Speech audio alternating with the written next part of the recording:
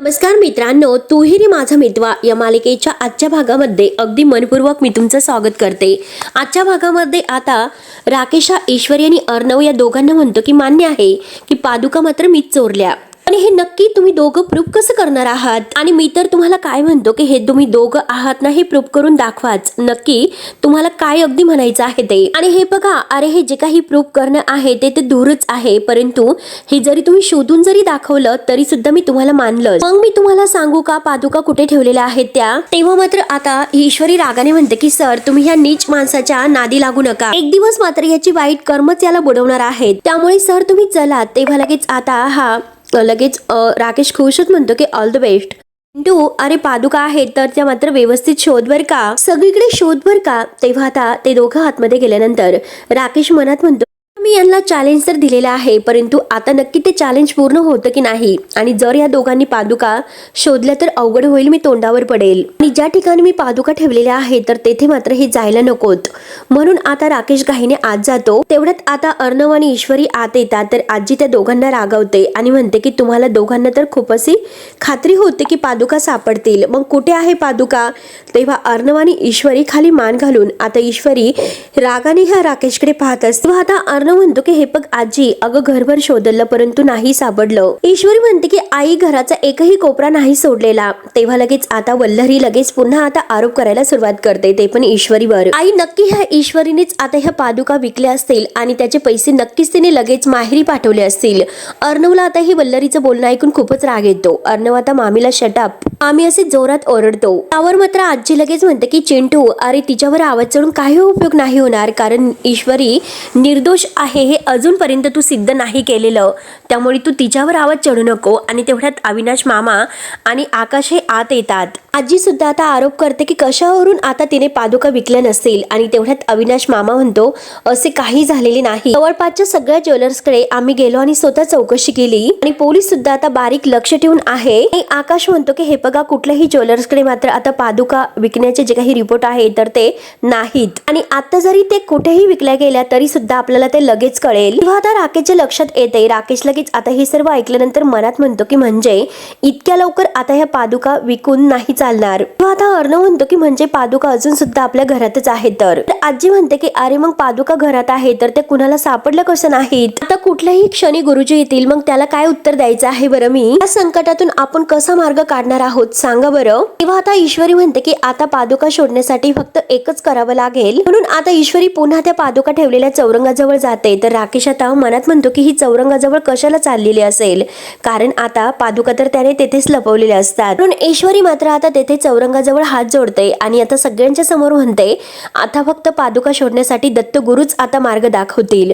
तेव्हा आता सर्वजण ईश्वरीकडे पाहत असतात। पुन्हाच आता आपण साकडं घालूयात, एकच उपाय आता राहिलेला आहे। आता अविनाश मामा अगदी हात जोडत मोठ्या आवाजात म्हणतात की श्री दत्तगुरु महाराज की। तर ईश्वरी जोरात जय असं म्हणते। सगळेजण आता देवाला हात जोडतात। म्हणून आता ईश्वरी दिगंबरा दिगंबरा श्रीपाद वल्लभ दिगंबरा म्हणून दत्तगुरूंची अगदी आता हा मंत्र सुरू करते, आणि आता त्यांची आराधना सुरू करून आता शेवटी यातून मार्ग तिला काढायचा असतो, आणि दत्तगुरुच तिला मार्ग दाखवतील। म्हणून आता हे भजन सुरू होतं, आणि ईश्वरी स्वतः आता हे भजन गात असते। सगळेजण अगदी ईश्वरीकडे कौतुकाने पाहत असतात। इतकं गोड भजन, आपल्या ईश्वरीचा आवाज, आणि तिच्या आवाजात आपला अर्णव एकदम मंत्रमुग्ध होतो, तिच्याकडे पाहत असतो। आणि दत्तगुरूंना आता तो अगदी मनापासून हात जोडून प्रार्थना करतो की आता देवा तूच काहीतरी कर की आता ह्या पादुका सापडून दे।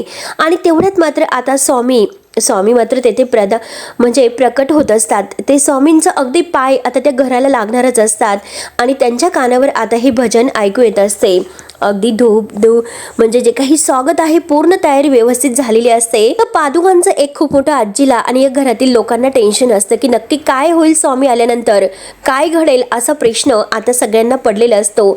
म्हणून सगळे मनातून आता दत्तगुरूची अगदी धावा करत असतात की दत्तगुरु तूच काहीतरी चमत्कार दाखव। तेव्हा आता गुरुजी आणि त्यांच्या समोर त्या स्वामींच्या सोबत त्यांचे काही भक्त असतात, अगदी त्यांचा सुद्धा अगदी जो टाळांचा जो काही अगदी घन म्हणजे आवाज आहे तर तो अगदी मृदुंग त्यांच्या कानावर येतो आणि ते सुद्धा अगदी टाळ वाजवत स्वामींचं अगदी येथे त्यांना प्रदान करत असतात. अगदी स्वामींचं आता येथे आगमन झालेलं असतं. अर्णव सुद्धा मनातून आता दत्तगुरूंचे अगदी धावा करत असतो, त्यांची प्रार्थना करत असतो. आणि त्याच वेळेस आता दरवाजामध्ये स्वामींचं आगमन होतं. तेव्हा आता गुरुजी मात्र आता ईश्वरीच्या तोंडातून ते ऐकलेलं दत्तगुरूंचं भजन ऐकून खूपच खुश होतात.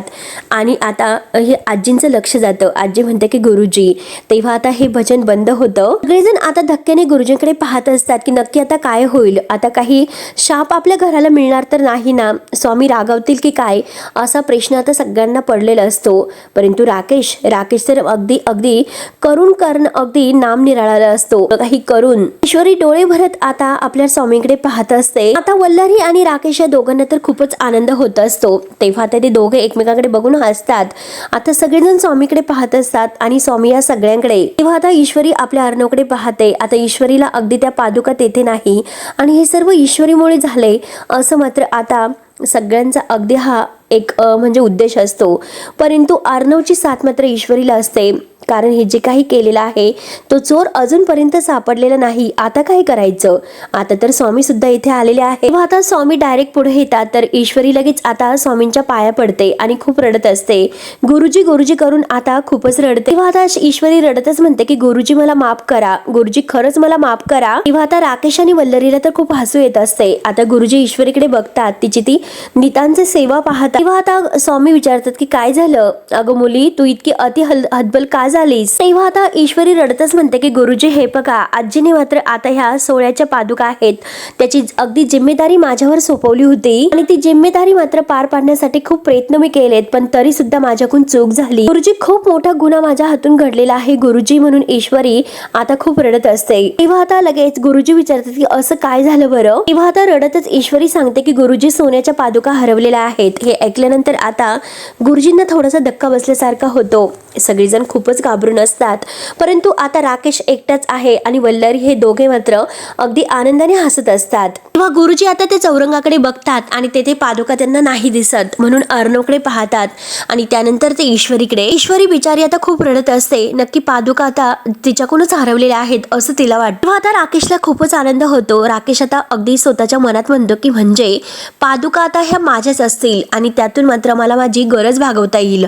त्या आताचे पैसे सुद्धा आता त्या पादुका विकून मला देता येईल. आता ह्या पादुका माझ्याच राहतील. एकदा आता त्या बॉसच्या चेहऱ्यावर सगळे काही पैसे फेकून देतो आणि माझा अकाउंट बंद करून टाकतो. तेव्हा आता ईश्वरी रडतच आता गुरुजींचे पाय धरते आणि गुरुजींना म्हणते की हे बघा गुरुजी, तुम्ही मला जी शिक्षा देताल ती मी भोगायला तयार आहे, परंतु माझ्या घरावर आलेलं हे संकट अगदी दूर झालं पाहिजे.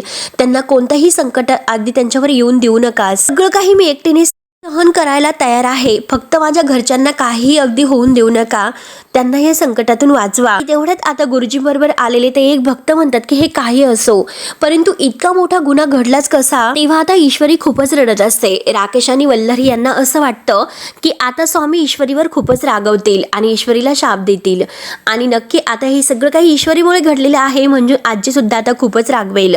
तेव्हा मात्र आता होतं काही उलटच. आता मात्र जे स्वामी आहे तर ते आपल्या ईश्वरीच्या डोक्यावर हात ठेवतात आणि शुभ भवंतु असं म्हणतात. तर त्या क्षणी आता ईश्वरीच्या डोक्यावर हात ठेवलेला आहे हे आता ईश्वरीमध्ये काहीतरी एक चमत्कार घडतो आणि ईश्वरीला पादुका नक्की कुठे ठेवलेला आहे तर याची जाण होते. राकेश आता बघतच असता. स्वामी सगळ्यांच्या समोर आता ईश्वरीला म्हणतात की उठ मुली आणि तिला अगदी धरून आता उठून उभं करतात. तेव्हा मात्र आता स्वामी लगेच आता म्हणतात की प्रामाणिकपणे आता जो काही गुन्हा केलेला आहे तो गुन्हा कबूल करतो, तो कधीही गुन्हेगार नसतो. आज मात्र तू तुझी काही चूक नसताना तुझी चूक कबूल केली, खरंच मी तुझ्यावर अगदी खुश आहे. आपण चुकलो हे मान्य करण्यासाठी खूप मोठं हे काळीज असतं आणि ते धाडस तू आज केलंस आणि आज मात्र ते तुझ्याकडे आहे. आता सगळ्यांची बोलती बंद होते. वल्लरी मामी बघतच असते आणि राकेश सुद्धा, त्यांचे चेहरे अगदी बघण्यासारखे होतात. गुरुजींनी आज ईश्वरीला इतकं मोठं वरदान दिलेलं असतं. अमा आणि अंजली मामी खुश होतात. मात्र आता स्वामी म्हणतात की अगं हे बघ, आता जो काही तू दत्तगुरूंचा धावा केलेला आहेस त्याचं फळ म्हणूनच मला आता दत्तगुरूंनी येथे पाठवलेलं आहे, तर असं तू समज. आणि तेव्हा आता ईश्वरीला आनंद होतो आणि ईश्वरीला इतका आनंद होतो कारण स्वामी जे काही बोलतात तर बोलण्यातून आता तिला अगदी दत्तमुखांची अगदी वाणी वाटत असते. स्वामी आता त्यांच्या तोंडातून सांगतात की मुली अगं तुझ्या हातून कोणताही गुन्हा घडलेला नाही। तेव्हा आता ईश्वरी विचारते की म्हणजे काय, तर गुरुजी म्हणतात की कुठलाही तुच्छ माणूस दत्तगुरूंच्या पादुका गहाळ करू शकेल का, केवळ अशक्य आहे असे गुरुजी आता ईश्वरीला सांगतात। तेव्हा आता चक्क गुरुजींनी सुद्धा ईश्वरीने ते पादुका घेतलेल्या नाहीत, तिच्यावर जे काही आरोप झालेले आहेत ते चुकीचे आहेत असे मात्र या गुरुजींच्या बोलण्यातून स्पष्ट होते आणि आजींचा पूर्ण आता ईश्वरीवर विश्वास बसतो। आता वल्लरी आणि राकेश तर बघतच असतात, कारण आता स्वामींनी चक्क येऊन आता ईश्वरीची साथ दिलेली आहे आणि तिच्यावर विश्वास ठेवलेला आहे। तर राकेश आता बघतच असतो, कारण त्या पादुका त्याने लपवलेल्या आहेत ते त्यालाच माहिती असतं। गुरुजींचं हे सगळं काही बोलणं ऐकल्यानंतर आजी पुढे येते आणि आजी गुरुजींना विचारते की नेमकं गुरुजी तुम्हाला काय म्हणायचं आहे बरं, म्हणजे पादुका घरात नाही हे तर सत्य आहेच। आता स्वामी मात्र एक असा अगदी कोढ्यात मंत्र देतात की हे फक्त मुली तुला एकच सांगतो, तुझं आहे तुझं परी, तुझं पासी आणि परी तू जागा चुकलास। गुरुजींचा म्हणायचा अर्थ हा असतो की अगं हे पादुका तेथेच आहे, फक्त तुझी शोधण्याची जागा चुकलेली आहे, म्हणजे पादुका जेथे होत्या फक्त त्याच्या जवळच आहेत असं आता गुरुजींचा सांगण्याचा हा एक उद्देश असतो। आता ईश्वरी मात्र गुरुजींचा हा एक कानमंत्र ऐकून मात्र आता विचारात पडते, नक्की मात्र आता कुठे असेल। दीपक मुली अगं तू कुठेही शोधू नको, पादुका हे घरातच आहेत आणि फक्त त्या पादुका तुला सापडणार आहेत। तर आणि हे बघ अगं मुली, अगं ही जबाबदारी आहे ना तुझ्यासारख्या निर्मळ मनाच्या मुलीकडून पार पडावी अशी दत्तगुरूंचीच इच्छा आहे। आणि हे बघ अगं मी तुला जे काही सांगितलेलं आहे त्या सगळ्याचा नीट विचार कर आणि ह्या सर्व पादुकांचा शोध घे। अगं मुली तू पादुका शोधून घेऊन ये, तोपर्यंत मी वाट पाहत आहे। आता हे ऐकल्यानंतर ईश्वरी विचारात पडते, परंतु आता ईश्वरीला एक खूप मोठा दिलासा मिळालेला असतो, कारण इतकी मोठी जबाबदारी आता स्वतः गुरुजींनी मात्र आता तिच्यावर सोपवलेली असते। स्वामींनी सुद्धा आपल्यावर विश्वास ठेवलेला आहे हे बघून आता ईश्वरीमध्ये एक अशी वेगळीच ताकद संचारते। पादुका नक्की कुठे ठेवलेल्या आहेत हे तिला अगदी हुबेहूब माहिती असतं, हुबेहूब तिला चमत्कार झाल्यासारखं हे सगळं काही कळतं। आता स्वामी परत म्हणतात की श्री दत्तगुरु माझे आई ठाव मला द्यावा पाही, दिगंबरा दिगंबरा श्रीपत वल्लभ दिगंबरा, दिगंबरा दिगंबरा श्रीपत वल्लभ दिगंबरा म्हणून आता गुरुजी पुन्हा भजन सुरू करतात। जे सगळे काही भक्त अगदी टाळ वाजवत दिगंबरा दिगंबरा श्रीपत वल्लभ दिगंबरा म्हणत असतात। तेव्हा आता ईश्वरी विचारात पडते, ईश्वरीला आता एक वेगळीच काही ताकद तिच्यामध्ये संचारते। गुरुजी आता सोफ्यावर जाऊन बसतात आणि स्वतः आता दिगंबरा दिगंबरा श्रीपत वल्लभ दिगंबरा असा आता मंत्र म्हणत असतात। आता ईश्वरी विचारच करत असते, आता पादुका कुठे आहेत आणि त्या कुठे शोधायच्यात। राकेशचं अगदी भामटं लक्ष सगळं काही ईश्वरीवर असतं की नक्की काय करते ही ईश्वरी। आता राकेशला भीती वाटत असते की ही नक्की आता त्या चौरंगाजवळ जर गेली आणि चौरंगाखाली जर येणे तर आता अवघड होईल, कारण आपल्या पादुका अगदी तेथे ठेवलेल्या आहेत आणि जर त्या आता ईश्वरीच्या हाती लागल्या तर आपल्या हातून तेलही गेले आणि तूपही गेले, याची आता त्याला भीती वाटत असते, म्हणून तो सारखा ईश्वरीकडे लक्ष देऊन असतो। त्यानंतर आता दत्तगुरूंचं आता एक छान असं गोड भजन आता ही भक्तजन सुरू करतात आणि ईश्वरीला ते मार्ग दाखवत असतात। तेव्हा आता ईश्वरी आत जाते तर अर्णवचं लक्ष ईश्वरीकडे जाते आणि अर्णव सुद्धा तिच्या मागेच जातो। त्यानंतर आता अविनाश मामा सुद्धा आता हा म्हणजे आकाशला खुणावतो आणि सगळेजण मात्र आता त्या पादुका शोधायला सुरुवात करतात। आता मात्र राकेश हा गुरुजींकडे पाहत असतो आणि मनात म्हणतो की ह्या गुरुजींचा तर भलताच कॉन्फिडन्स आहे ह्या ईश्वरी हे इंदोरी जिलेबी बद्दल। गुरुजी अहो तुम्ही तिच्यावर विश्वास ठेवून खूप मोठी चूक करतात, कारण अहो गुरुजी तुम्हाला सुद्धा माहिती नाही की ह्या पादुका कुणाला सापडणार नाहीत। आणि आता राकेश खूपच स्वतःशी हसत असतो। तेव्हा आता इकडे आकाश आणि मामा सुद्धा शोधून अर्णव आणि ईश्वरी जवळ येतात। अर्णव विचारतो मामा पादुका सापडल्यात का, तेव्हा अविनाश मामा म्हणतो नाही ना। तर आता अर्णव सुद्धा म्हणतो की हो आम्ही सुद्धा सगळीकडे शोधल्यात, परंतु पादुकांचा कुठेही अजूनपर्यंत तपास नाही। सर्वांना एक प्रकारचं खूपच टेन्शन येतं, परंतु ईश्वरी मात्र वेगळ्याच विचारात असते। आता अर्णव होतो की आता फक्त एकच जागा अशी राहिलेली आहे ती म्हणजे, तर आता अविनाश मामा विचारतो की कोणती, अर्णव म्हणतो की फक्त देवघर बाकी आहे। अविनाश मामा म्हणतो की राईट देवघरच राहिलेला आहे, म्हणून तो आकाशला देवघरात अगदी शोधायला सांगतो। अविनाश मामा म्हणतो की चल आता आपण सुद्धा शोध थांबायला नको, आकाश तिकडे देवघरात निघून जातो। तर आता अविनाश मामा जायला निघतो, तेव्हा लगेच अर्णव म्हणतो की मामा अरे आपण फक्त आपल्या डोक्याने विचार करतो, आपण त्या राजेशच्या अगदी डोक्याने सुद्धा विचार करायला पाहिजे। बरं तर अविनाश मामा म्हणतो की हो एकदम करेक्ट, कारण तुझं हे म्हणणं आहे तर ते 100% मला समजलेलं आहे। तर आता ईश्वरी फक्त त्या स्वामींच्या त्याच बोलण्याचा विचार करत असते की तुझं आहे तुझं पासी परी तू जागा चुकलासी. आता मात्र या सगळ्या मंत्राचा ती विचार करत असते की नक्की काय याचा अर्थ होतो.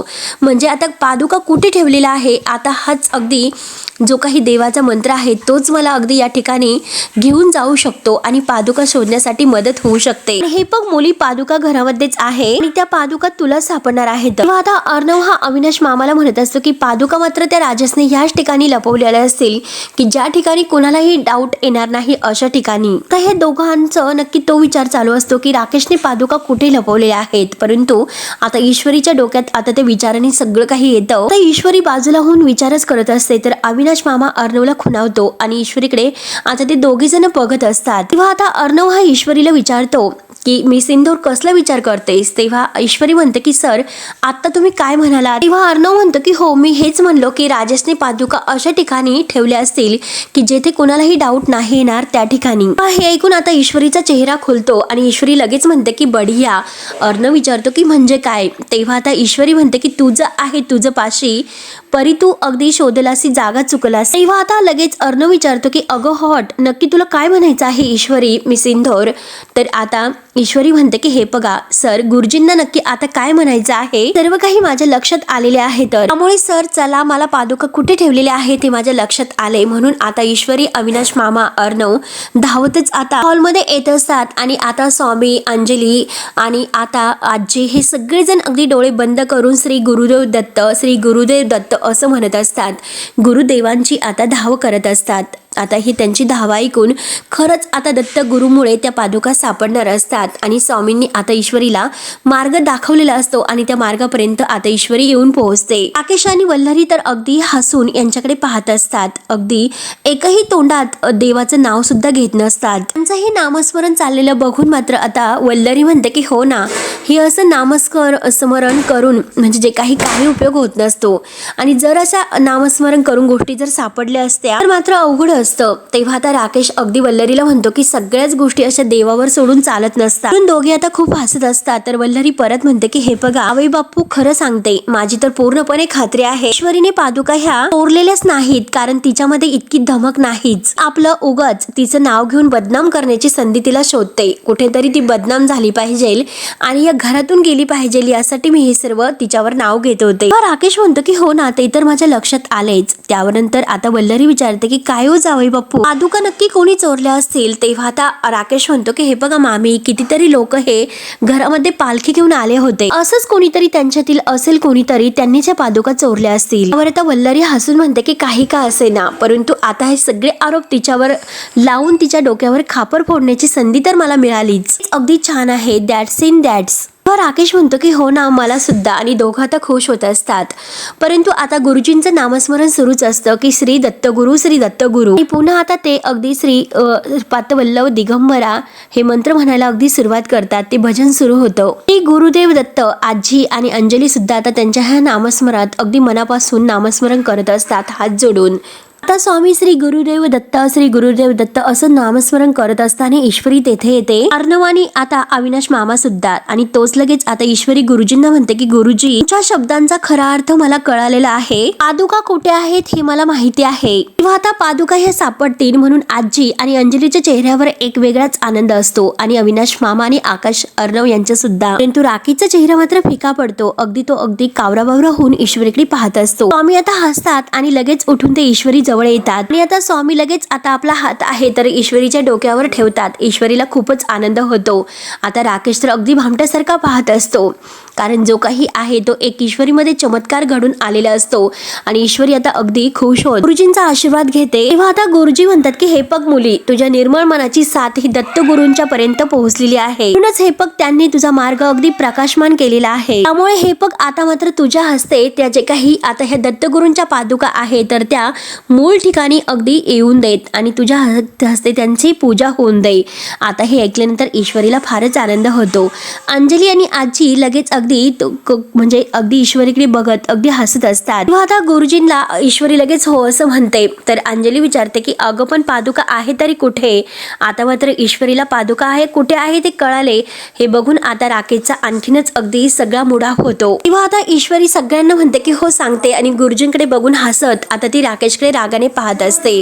राकेश अगदी ईश्वरीकडे बघतच असतो. आता राकेश चौरंगाकडे बघतो, कारण तेथेच त्याने पादुका लपवून ठेवलेले आहे. हे ईश्वरीला माहिती जर झाली नसेल ना, तर ईश्वरी त्याच्याकडे पाहतच असते आणि तो चौरंगाकडे. तेव्हा आता मित्रांनो, हा भाग येथे संपतो. पुढील भागामध्ये आता ईश्वरी आणि अर्णव ह्या राकेशला बाहेर बोलावतात आणि त्याच्या अगदी त्याला रिंगणामध्ये रांगोळी त्याच्या अगदी चौफेर गोल बिंगवत असतात आणि ती रांगोळी काढून मात्र ईश्वरी त्याला म्हणत असते की आता मात्र तुझ्या आयुष्याची आम्ही अशीच रांगोळी करणार आहोत. आजपर्यंत तू माणसांशी वाईट वागत होतात, परंतु तू आज तर पादुका चोरून देवाशी वाईट वागलास, त्यामुळे आता देवच आहे तर तो तुला शिक्षा करेल. तेव्हा आता अर्णव त्याच्या खांद्यावर हात ठेवतो. दीपक, अरे तू प्रत्येक बाबतीत हरतोस, त्यामुळे आता तू इथून पुढे सवय करून घे हरण्याची, कारण आता आम्ही दोघे एकत्र आहोत आणि ते पण तुझ्या समोर. तेव्हा मात्र आता लगेच अर्णव आणि ईश्वरी एकमेकांच्या हातामध्ये हात देऊन आता राकेशच्या समोर येतात. ईश्वरी आता ह्या राकेशला म्हणते की तू आमच्या समोर नाही टिकू शकत आणि ते दोघं आता हातात हात देऊन आत जातात. तर राकेश खूपच भडकतो. राकेश म्हणतो की कळेलच लवकर कोण हारतं आणि कोण जिंकतं आणि कोण कोणासमोर किती टिकतं. तेव्हा आता तुमच्या सुद्धा आता आयुष्याची रांगोळी मी कसा करतो ते बघतच राहा. आता तर तुकडे मी करणार आहे तुमच्या आयुष्याचं आणि तुमच्या आयुष्याची रांगोळी. तेव्हा आता राकेश खूपच भडकलेला असतो. तर मित्रांनो, आता पुढे काय होईल हे बघण्यासाठी आपल्या चॅनलला नक्की तुम्ही सबस्क्राईब करत राहा. धन्यवाद.